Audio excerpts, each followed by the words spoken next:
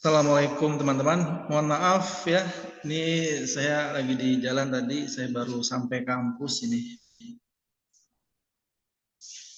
Bagaimana Mbak Seda?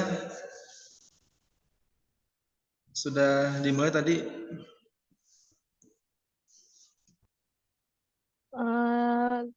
Belum, Pak. Saya juga lagi nunggu Salman. Salman juga mau OTW kampus karena Bapak terlalu lama ya ke kampusnya. Terus mungkin kemungkinan nanti slide selanjutnya saya ini ada sampai 10 slide ya, Pak ya.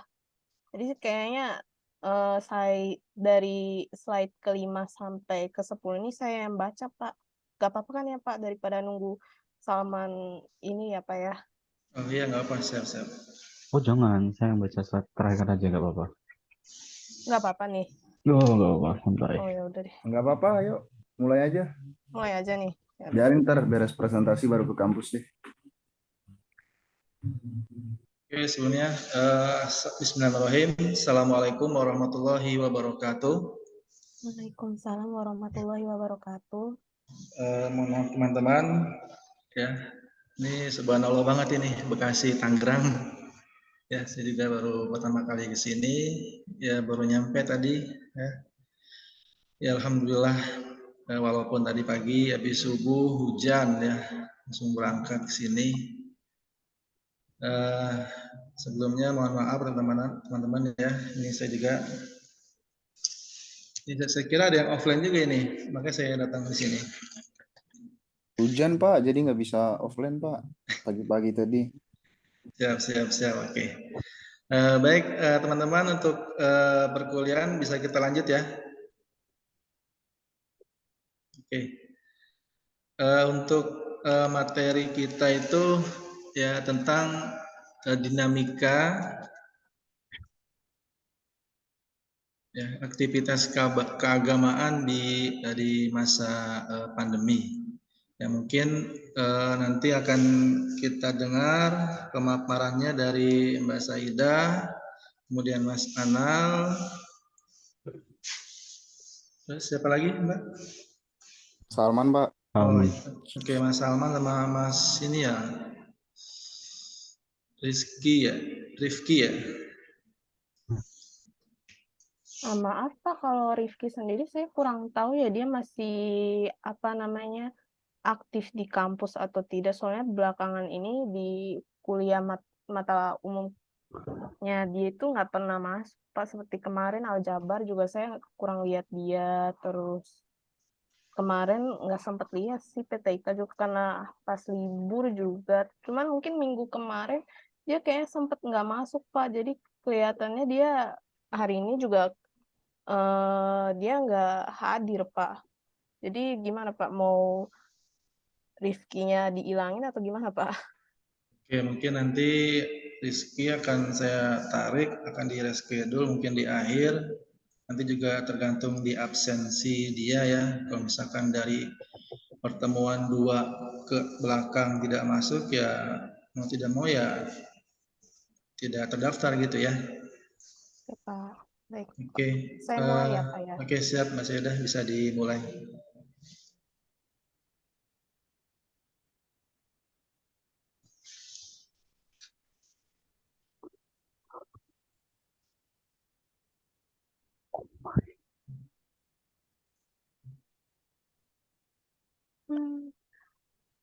Assalamualaikum warahmatullahi wabarakatuh. Waalaikumsalam. Kami dari kelompok pertama akan membahas mengapa perlu perubahan dari kegiatan keagamaan ini di masa pandemi yang dikelompokkan oleh Anal Surya Nimprang dari Teknologi Informasi dan dari saya sendiri, Saida Naura Nabila dari Sistem Informasi, dan Salman Alfariji dari Informatika. Saya persilakan untuk Anal untuk mempresentasikan pertama terlebih dahulu. Silakan Kak Anal. Oke, terima kasih untuk Kak Seda atas waktunya. Jadi, Assalamualaikum warahmatullahi wabarakatuh. Waalaikumsalam. Oke. Dalam dinamika perubahan kegiatan aksa keagamaan, jadi saya langsung mengutip hadis dari Abu Hurairah radhiyallahu anhu. yakni Rasulullah SAW itu bersabda bahwa Bismillahirrahmanirrahim, maaf, Innallaha yabsulih daini umat ala dasi kulli mi'ati sanatin manjujaididu lahadinya. Yang artinya itu sesungguhnya Allah akan mengutus bagi umat ini orang yang akan memperbarui urusan agama mereka pada setiap akhir 100 tahun. Perlu diingat 100 tahun ini tuh bisa diartikan sebagai banyak makna karena hukum semakin lama semakin bisa saja jadi tidak relevan dan juga bisa saja diganti. Hal ini akan kita bahas di slide ketiga. Tolong. Oke, kita memulai dinamika perubahan ini dengan ijtihad. Sebenarnya ijtihad ini apa sih? Ijtihad itu adalah proses berpikir yang dilakukan oleh seorang ulama dalam mencari jawaban atas suatu masalah yang tidak terdapat jawaban langsung dalam sumber-sumber yang ada. Sumber-sumber tersebut seperti Al-Quran ataupun hadis. Nah, ijtihad sendiri itu merupakan salah satu cara untuk memahami dan menerapkan hukum-hukum Islam dalam kehidupan sehari-hari. Kita perlu menggarisbawahi bahwa sebenarnya tuh hukum yang diubah ini bukanlah substansinya atau merupakan watak sebenarnya dari hukum tersebut, melainkan adalah bentuk dari hukum itu sendiri. Sebagai contoh, kita bisa mengambil masjid. Masjid kita bangun dengan beraneka ragam. Ada yang masjidnya besar ataupun masjidnya kecil, atau masjidnya itu diwarnai warna hijau, biru, merah, pink, dan sebagainya. Tapi substansinya atau waktu sebenarnya itu tetap sama, yakni untuk beribadat. Nah, ini merupakan salah satu dari ijtihad. Sehingga kita harus mengetahui bahwa hukumnya itu masih relevan atau enggak sih dalam kehidupan kita, dan apakah boleh diganti seperti itu. Nah, ijtihad ini juga ada hubungannya dengan ruksah. Ruksah sendiri itu adalah istilah yang bisa kita gunakan untuk kalau sebutnya itu kayak kelonggaran atau mungkin kayak free pass atau pengecualian dalam hukum-hukum Islam kalau kondisinya tertentu. Ruksah ini sendiri itu dapat kita berikan kepada seseorang yang dia tuh tidak mampu untuk melakukan suatu kewajiban atau mungkin dia tuh mengalami kesulitan dalam melakukan suatu kewajiban atau mungkin suatu hukum Islam itu sendiri. Tapi dalam catatan memang sangat kesulitan dan benar-benar terpaksa. Kalau tidak terpaksa, tidak boleh, jangan dilakukan. Nah, adapun sendiri itu rukhsah itu juga dapat diberikan kepada seorang yang ya seperti tadi memang sangat darurat dan terpaksa. Dan juga memang sedang di ujung tanduk. Contohnya adalah kita makan ayam, kita misal di hutan ya, tiba-tiba tuh kita memang tidak bisa menemukan makanan sama sekali dan kita melihat ada ayam yang kejatuhan duren. Dalam hukum Islam sendiri adalah kita harus menyembelih ayam tersebut ya. Tapi dalam satu kondisi misal kita benar-benar tidak dapat menemukan ayam atau mungkin hewan lain yang kita anggap halal, maka boleh saja kita memakan ayam tersebut. Dengan catatan mungkin ya bisa kita bersihkan dengan baik seperti itu. Jadi untuk contoh dalam pandemi dan dinamikanya akan dibacakan oleh teman saya, Kak Sayidah. Jadi terima kasih. Oke, kalau gitu saya akan membahas tentang contoh-contoh rukhsah sendiri. Yang pertama seperti yang pada di slide ini ada sholat berjamaah. Banyak masjid yang harus mengurangi jumlah jamaah yang diizinkan untuk sholat berjamaah atau bahkan harus menutup sementara untuk mencegah penyebaran virus.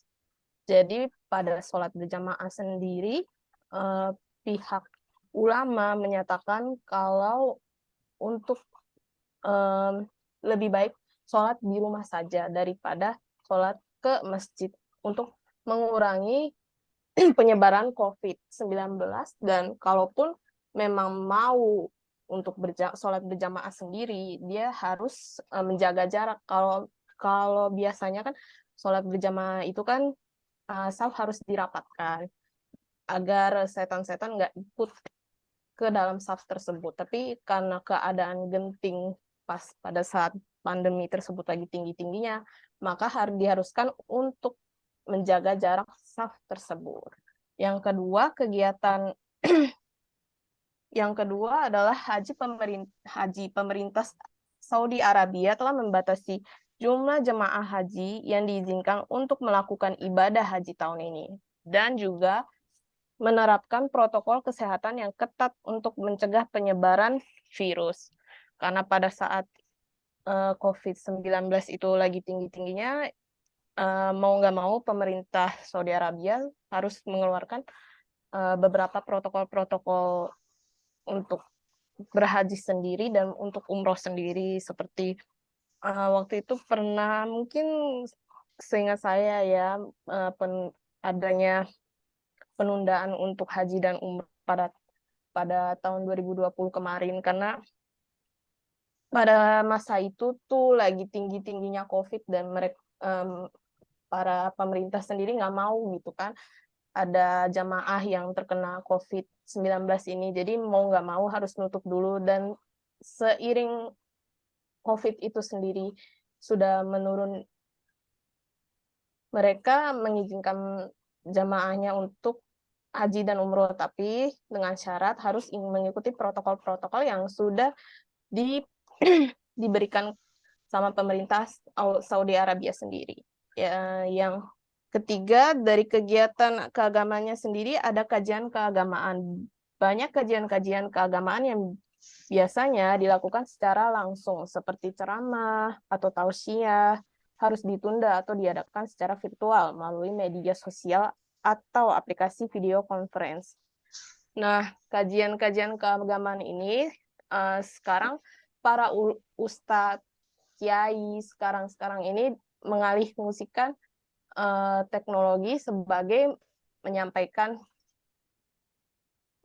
ceramahnya melalui konten-konten, karena mereka nggak mau gitu kan jemaah yang mendengarkan ceramah mereka terpapar COVID-19, mau nggak mau ya harus bikin konten atau mengadakan seminar tentang tentang khotbahnya atau apapun itu gitu, melalui beberapa aplikasi seperti Zoom atau live stream secara di YouTube gitu. Terus yang terakhir ada kematian, adat-adat yang biasanya dilakukan setelah seorang meninggal seperti penguburan atau pemakaman harus diubah sesuai dengan protokol kesehatan yang ditetapkan oleh pemerintah, seperti menerapkan jarak fisik dan menghindari kerumunan. Kematian sendiri ada pengurusan jenazah ya. Pengurusan jenazah itu juga sekarang udah diubah. Kalau misalkan dia terpapar COVID-19, itu udah ada protokol-protokolnya sendiri, seperti cara memandikannya, menguburkannya, terus mengurangi jumlah kerumunannya, seperti itu. Lalu ada pada masa pandemi COVID-19 ini terjadi banyak perubahan yang terjadi dalam kegiatan keagamaan, seperti halnya dalam umat Islam melakukan ibadah. Seperti proses ijtihad sendirilah yang diambil dalam menghadapi masa pandemi ini. Kesepakatan umum yang terjadi adalah bahwa pandemi COVID-19 merupakan situasi darurat yang membutuhkan tindakan-tindakan yang tidak biasa, sehingga ruksa dapat diberikan kepada umat Islam yang tidak mampu atau tidak boleh dilakukan kewajiban-kewajiban agama secara normal. Umat Islam dapat bertanya tentang apakah sholat berjamaah di masjid itu boleh dilakukan atau tidak, bagaimana cara terbaik untuk mengikuti kajian-kajian keagamaan secara virtual, atau bagaimana cara terbaik untuk menghadapi adat-adat yang biasanya dilakukan setelah seorang meninggal saat tidak boleh berkumpul dalam jumlah yang banyak. Selanjutnya akan dilanjutkan oleh Salman. Saya persilakan Salman menjelaskan tentang mengapa ijtihad itu. Kemudian mengapa kita harus ijtihad di dalam masa pandemi ini? Ya, seperti tadi yang sudah dipaparkan, banyak contoh-contoh kejadian yang kita alami sekarang tidak terjadi di masa lampau, sehingga tidak ketemu dalilnya atau tidak ketemu ayat-ayatnya. Nah, proses ijtihad sendiri dapat menghasilkan beragam jawaban atas pertanyaan-pertanyaan tersebut, tergantung pada pendapat dan analisis yang dilakukan oleh ulama yang terlibat. Namun, sesuai kesepakatan umum yang terjadi adalah bahwa pandemi COVID-19 merupakan situasi yang darurat, yang membutuhkan tindakan-tindakan yang tidak biasa, sehingga rukhsah dapat diberikan kepada umat Islam yang tidak mampu atau tidak boleh melakukan kewajiban-kewajiban agama secara normal.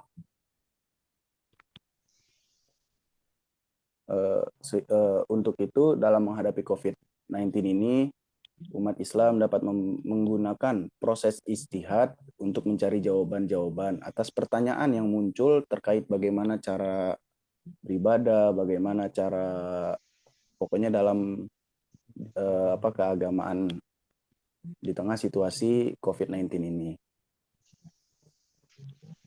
Kemudian ada yang namanya contoh rukhsah. Penerapan dalam rukhsah, salah satu contoh penerapan ijtihad dalam rukhsah adalah menghadapi masalah sholat berjamaah di saat pandemi, yaitu sholat berjamaah di masjid. Ada beberapa pendapat yang berbeda di kalangan ulama tentang apakah sholat berjamaah di masjid masih dibolehkan atau tidak saat pandemi. Beberapa ulama berpendapat bahwa sholat berjamaah di masjid masih boleh dilakukan dengan menerapkan protokol kesehatan yang ketat, seperti memakai masker, menjaga jarak fisik, dan mencuci tangan sebelum dan sesudah sholat. Namun ada juga ulama yang berpendapat bahwa sholat berjamaah di masjid tidak boleh dilakukan sama sekali saat pandemi, karena merupakan cara yang paling efektif untuk penyebaran virus COVID-19. Dalam situasi seperti ini, umat Islam dapat menggunakan proses ijtihad untuk mencari jawaban atas pertanyaan-pertanyaan tersebut dengan mempertimbangkan berbagai faktor yang terkait, seperti tingkat risiko penyebaran virus di tempat mereka tinggal, kemampuan mereka untuk menerapkan protokol kesehatan yang ketat saat sholat berjamaah di masjid, dan kemampuan mereka untuk melakukan sholat di rumah atau di tempat lain yang tidak ramai. Berdasarkan hasil ijtihad tersebut, umat Islam dapat memutuskan apakah sholat berjamaah di masjid ini masih boleh dilakukan atau tidak. Dan jika tidak boleh, maka rukhsah dapat diberikan kepada mereka untuk melakukan sholat di rumah atau di tempat lain yang tidak ramai. Kemudian, sebentar,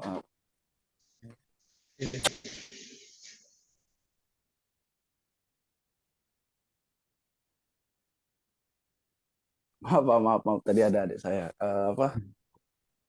Dalam contohnya juga kan kita dalam sholat itu tadi seperti yang sudah disebutkan oleh teman saya, kalau sholat itu kita harus menjaga merapatkan shaf, sedangkan dalam menghadapi pandemi ini kita harus menjaga jarak agar tidak mudah terpapar COVID-19. Nah, itu mungkin bisa menjadi salah satu masalah yang menjadi pertanyaan, apakah boleh kita sholat berjamaah di masjid yang dimana kita harus merapatkan shaf, atau kita boleh sholat di masjid tetapi kita harus menjaga jarak. Contohnya seperti itu. Kemudian contoh lain ialah kita sebagai pelajar tidak hanya serta-merta sholat, namun juga dapat mengamalkan kegiatan yang bermanfaat seperti seusai sholat kita dapat melaksanakan membaca Quran, kita dapat memperbanyak amalan sholat sunnah serta puasa sunnah, serta amalan-amalan lainnya. Kemudian mungkin saya bisa mengoper ke teman saya. Oke, baik. Jadi untuk konklusi dari presentasi kami adalah kami melihat bahwasanya Islam ini adalah suatu agama yang universal dan fleksibel ya. Jadi pada dasarnya adalah prinsip keagamaan kita tuh adalah agama sebagai ciptaan Tuhan, tapi keberagamaan kita tuh adalah sikap dari manusia sendiri.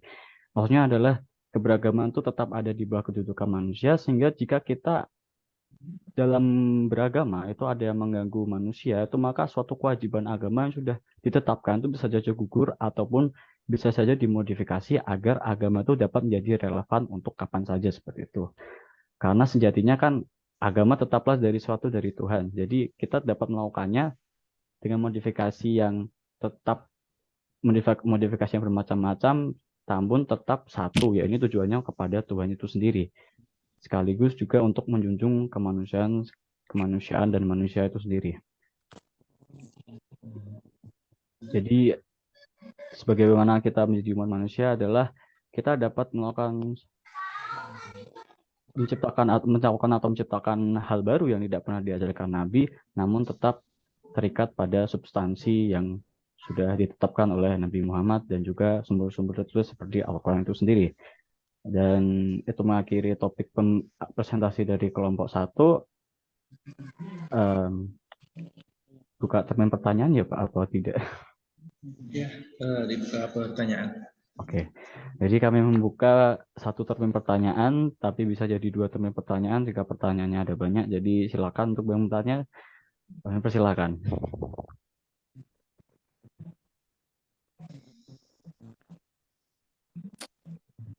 Mungkin bagi teman-teman yang lain yang ingin bertanya, silakan. Mas Haikal, Mas Wildan, Mbak Wian, Sahroni, Mas Alfian. Mungkin ada yang ingin ditanyakan.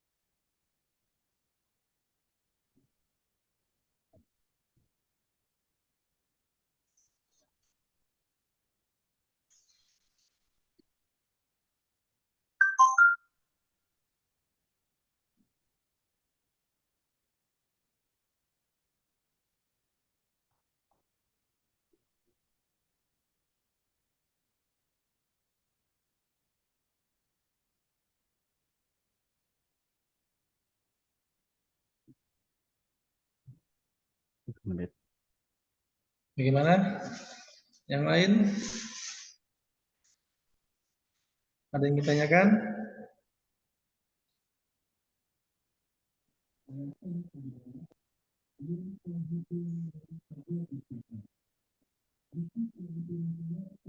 Atau saya yang bertanya? Boleh Pak. Boleh Pak. Boleh.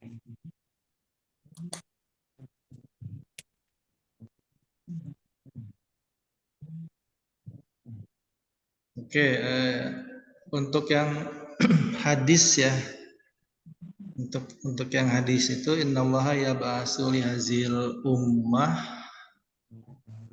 ya kullu mi'atin man yajadillaha dinaha. Ini rawahu siapa ini? Hurairah Pak. Hah? Hurairah. Hadis riwayat? Abu Hurairah. Yakin Abu Hurairah? Yakin Pak. Ini kan dalam suatu hadis sahih dari Abu Hurairah radhiyallahu anhu, diriwayatkan oleh siapa ini?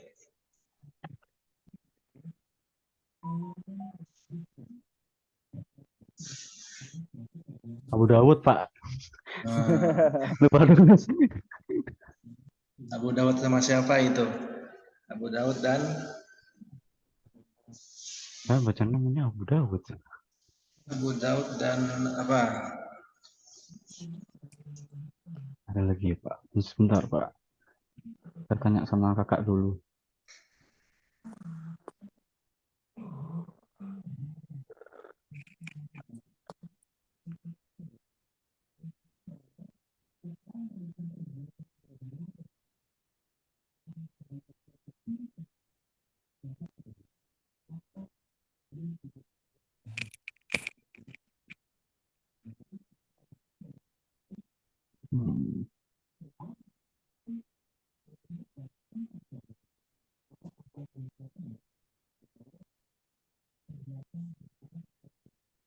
Wah,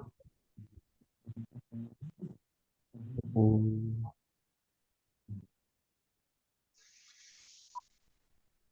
oh, oh.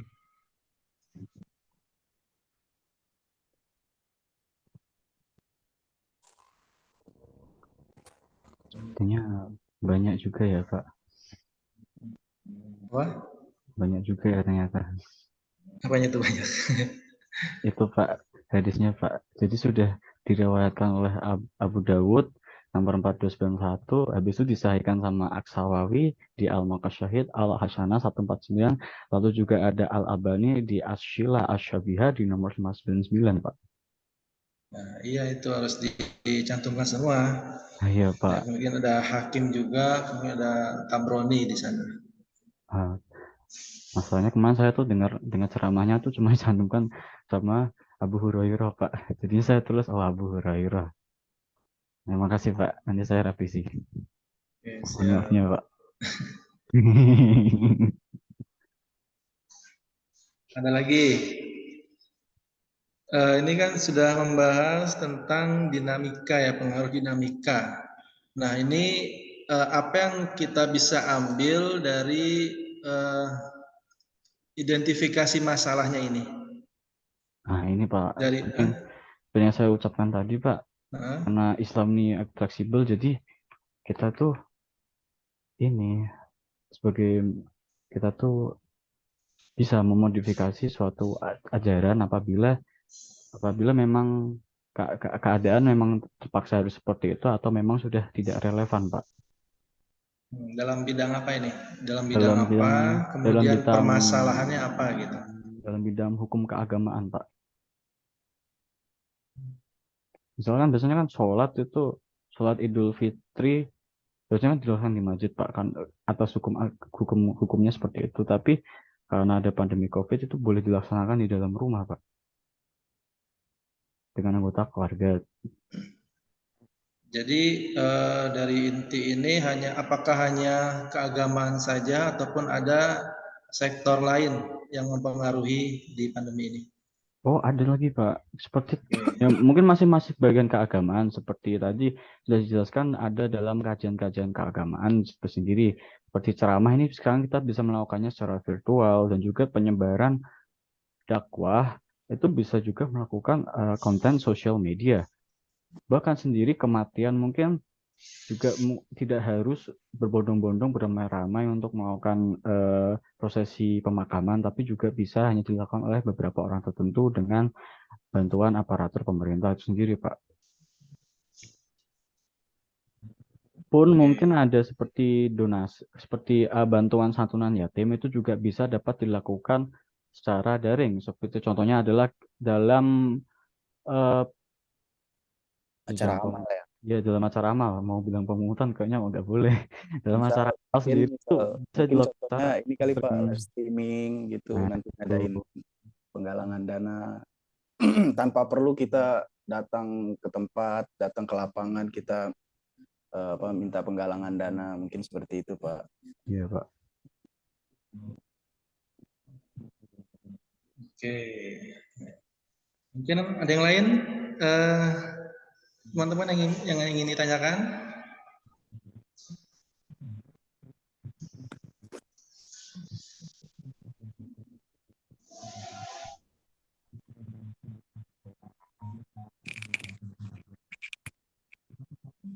Ini semuanya on atau tidak ya? Ya mungkin online, Pak. Cuman karena tadi 1 jam hampir hilang itu mungkin Gitu. hanya menampil, Pak. Eh, praduga aja, Pak, praduga.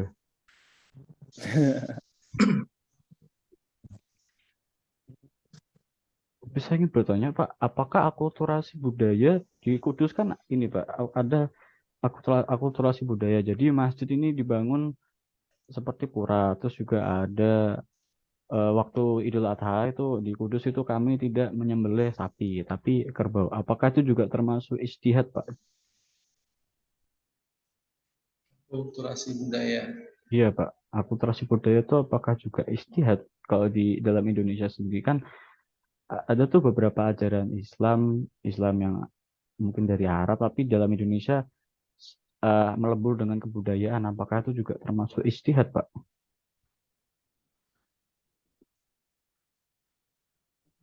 Kalau kita lihat secara bahasa ya, itu perkembangan ya atau tumbuh bersama. Itu bisa kita kultur budaya, dia mengikuti budaya di kampungnya.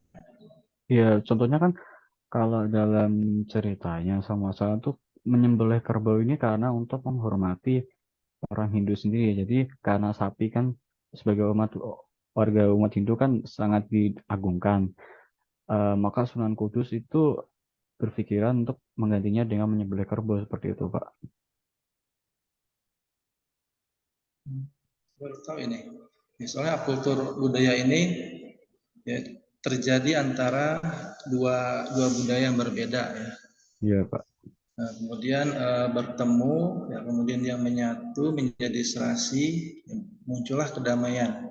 Ya, kemudian perpaduan antara kebudayaan tersebut bisa melahirkan budaya baru, ya, walaupun terjadi akulturasi dua budaya ini yang berbeda. Ya, namun hal itu tidak akan menyebabkan unsur-unsur budaya lama menjadi hilang gitu. Ya, unsur kebudayaan asli atau unsur yang lama tersebut yang akan tetap ada. Jadi kita tidak perlu khawatir ya jika terjadi akultur budaya. Ya, umumnya kultur budaya ini terjadi ya antara masyarakat ya ataupun penduduk asli dengan pendatang yang berasal dari daerah lain. Ya, itu bisa.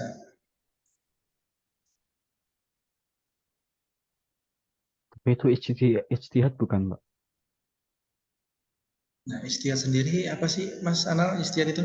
Nah, ijtihad sendiri kan adalah Ya, hukumnya itu, Pak. Ketika memang agak tidak relevan, terus kita, oh ya berarti ijtihad dong, Pak. Kenapa saya mau bertanya bolak-balik ya, Pak?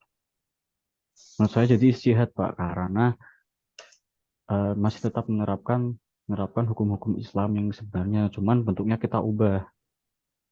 Seperti bentuk masjid yang biasanya tuh kepalanya tuh sedikit bulat atau lonjong, di Kudus tuh jadi seperti pura. Tapi kan substansinya tetap untuk buat sholat. Berarti ijtihad, Pak. Konklusi saya sendiri, Pak.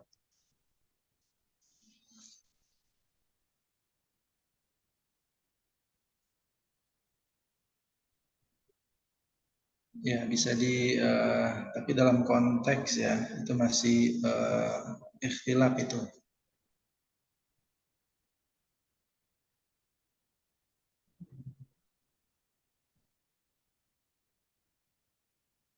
Iya, Pak. Sekian. Makasih, Pak.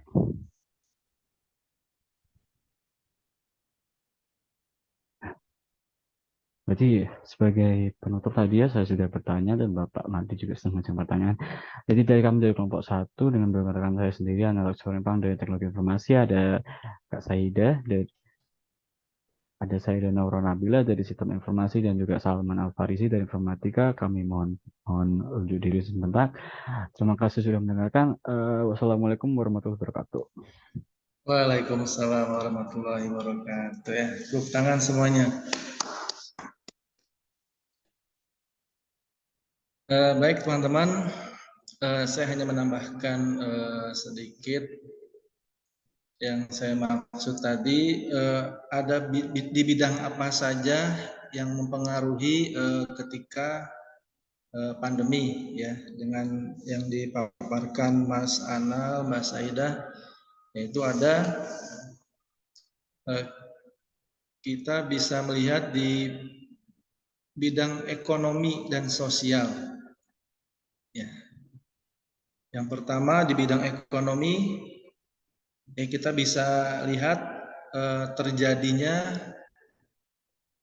kemerosotan ya dalam bidang perekonomian ya semenjak adanya wabah pandemi ini. Ya, kemudian dari sosial ya dampaknya ya yang berpengaruh dalam penggunaan ya, gadget ya, yang dilakukan pada ya, anak-anak sekarang ya, sehingga interaksi antara ya sesama kita itu sangat kurang ya. Semua sudah ada gadget, semua sudah ada Zoom ya, semua ada Google Classroom. Jadi ini semua dampak ya, dari pandemi tersebut ya. Yang pertama tadi ekonomi dan sosial ya, kemudian juga identifikasi masalah yang saya tangkap di paparan ini juga ada mengenai pendidikan ya. Pendidikan yang pertama itu terhambatnya kelangsungan pendidikan karena pembelajaran dilakukan secara daring ya, sama kita juga semua belajar online nih ya, karena ada hambatan ya, mungkin teman-teman ada yang di Jogja, kemudian ada di luar Jawa ya, kemudian juga ada yang di Jabodetabek ya. Kemudian juga teman-teman pasti ada yang kendala ya, mengalami kendala dalam akses internet dan juga sarana-sarana yang terbatas ya. Ini dari segi pendidikan. Kemudian juga masih banyak masyarakat ya, khususnya ya orang tua ya, yang belum paham dan belum menguasai media sosial ya. Pada waktu awal pandemi itu di 2019-20 ya, masuk 20 di awal itu semua sekolah online. Nah, orang tua zaman dulu itu, orang-orang tua ya pada kebingungan ya, bagaimana cara memakainya ya, kemudian akses internetnya itu masih banyak butuh bantuan ya dalam internet tersebut ya. Kemudian ya dari paparan itu juga ada lingkungan ya dan kesehatan ya. Ketika wabah semuanya mencegah, tapi ketika tidak ada wabah biasa-biasa saja ya. Giliran sudah ada wabah semua menjaga protokol, semua berjaga jarak, tidak ada perkumpulan di RT, tidak ada perkumpulan di kelas, gang ataupun perkumpulan lainnya ya. Bahkan di masjid pun ya itu dibatasi ya, berapa persen dari luas masjid tersebut ya. Tadi benar yang dikatakan Pak Seda, yang tadinya sufu vakum kita merapatkan barisan untuk sholat, ini malah satu ubin satu orang, satu jaga jarak 1 meter ya. Ini dampak yang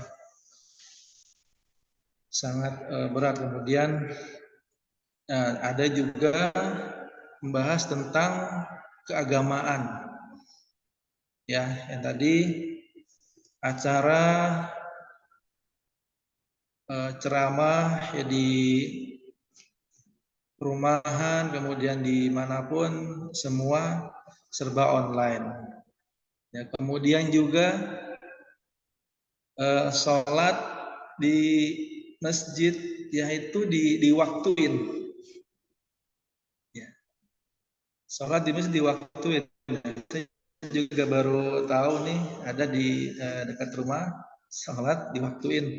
Jadi setelah sholat masyarakat itu pada pulang ya. Ya ini tadi yang pertama itu ekonomi dan sosial ya, kemudian pendidikan ya, lingkungan ya, kemudian kesehatan, yang terakhir itu adalah keagamaan ya. Ini yang bisa saya tambahkan. Kemungkinan Ini apakah ada pertanyaan lagi nih?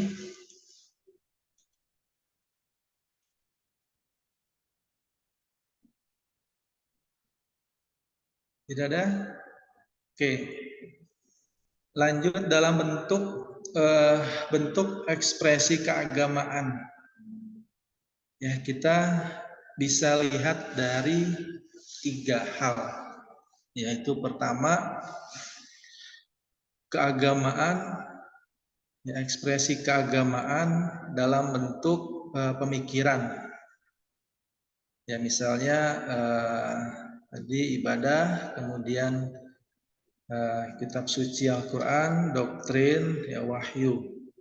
Ya, kemudian sedangkan dalam bentuk teoritis, ya, yang terdapat dalam doa, ya, yang berhubungan antara manusia dengan Tuhannya. Ya, jadi diibaratkan kalau kita membuat tingkatan, ya, kalau kita membuat tingkatan memakai balok, ya, yang pertama itu syahadat, yang kedua itu sholat, yang ketiga itu zakat, keempat ya haji, kemudian selanjutnya sedekah kita, kemudian amal baik kita, kemudian akhlak kita. Kalau misalkan balok yang posisi sholat itu kita tarik, ya, maka atas-atasnya itu akan hancur. Ya, atas-atasnya itu akan jatuh. Ya, saya berpesan di sini, usikum wa iyaya, jagalah sholat kita.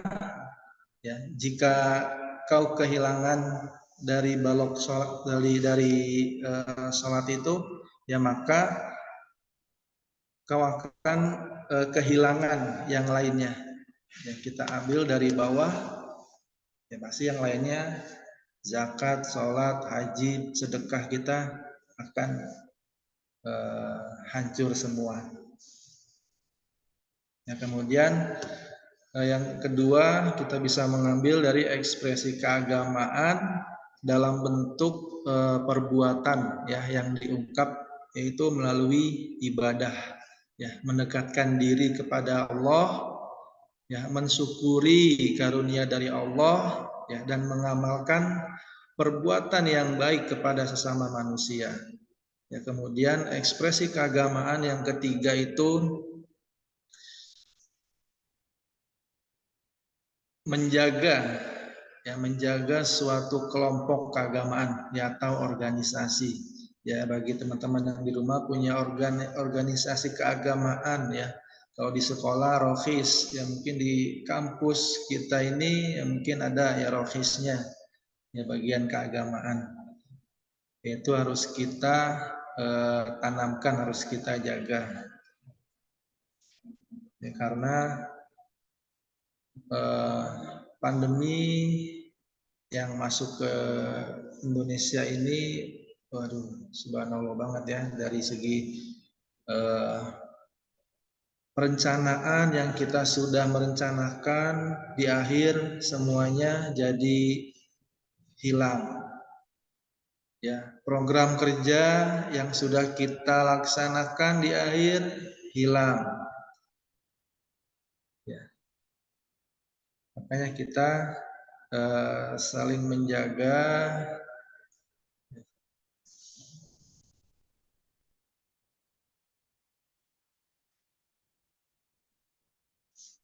Oke, teman-teman, ingin ditanyakan? Ya, kemudian juga tadi membahas tentang rukhsah, ya. Dalam literatur fikih, ya, bentuk kelonggaran, ya, dalam beribadah yaitu dikatakan rukhsah, ya, keringanan, ya, atau kelonggaran. Ya, dalam pengertian rukhsah dalam kaidah usulul fiqh, ya, itu keringanan bagi manusia yang mukallaf dalam melakukan ketentuan Allah. Ya, pada keadaan tertentu karena ada kesulitan. Ya, dari beberapa ulama juga mendefinisikan rukhsah sebagai kebolehan ya, melakukan pengecualian dari prinsip umum ya, karena hajat, karena kebutuhan ya, kemudian doruroh ya, atau keterpaksaan ya. Hukum rukhsah ya pada dasarnya adalah ibahah ya. Ibahah ini dibolehkan ya secara mutlak ya, karena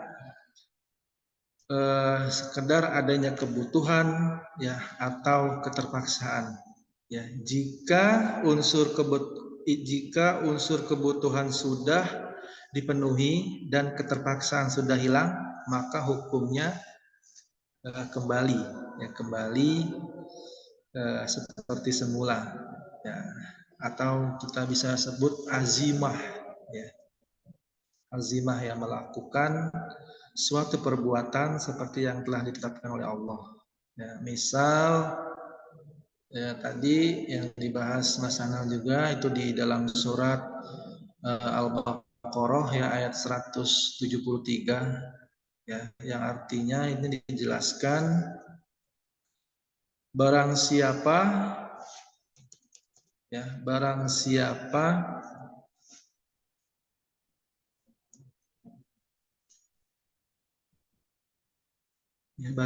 dalam keadaan yang terpaksa ya makan bangkai ya, di sana tertulis ya, sedangkan ia tidak menginginkannya ya, dan tidak pula melampaui batas ya, maka tidak ada dosa baginya ya. Memakan bangkai bisa menjadi rukhsah jika tidak ada makanan selain itu ya, dan dikhawatirkan akan mengancam nyawanya ya. Iyalah bangkai masa kita makan ya. Jika kebutuhan sudah terpenuhi, hukum memakai bangkai kembali keadaan semula yakni haram.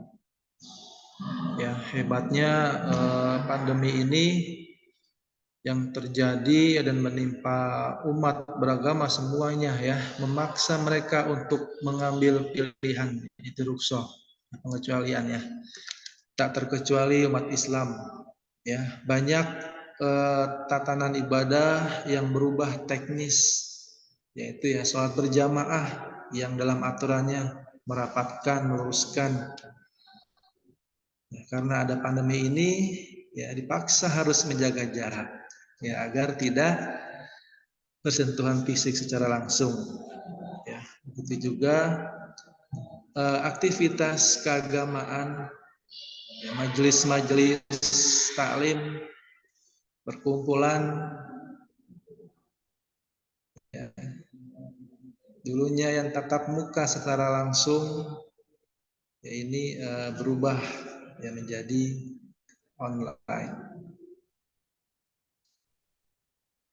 Nah, baik teman-teman, apakah ada yang ingin ditanyakan untuk materi ini, peran dinamika keagamaan di masa pandemi?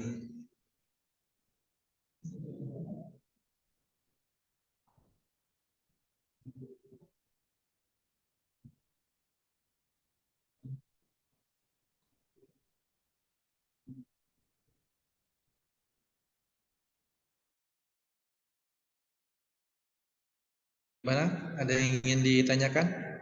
Untuk saya sendiri cukup jelas, Pak. Untuk perubahan yang terjadi dalam pandemi ini memang sangat mengenai sektor kemanusiaan dan juga banyak berhubungan dengan keagamaan. Jadi memang saling berkaitan, Pak, misalnya. Iya.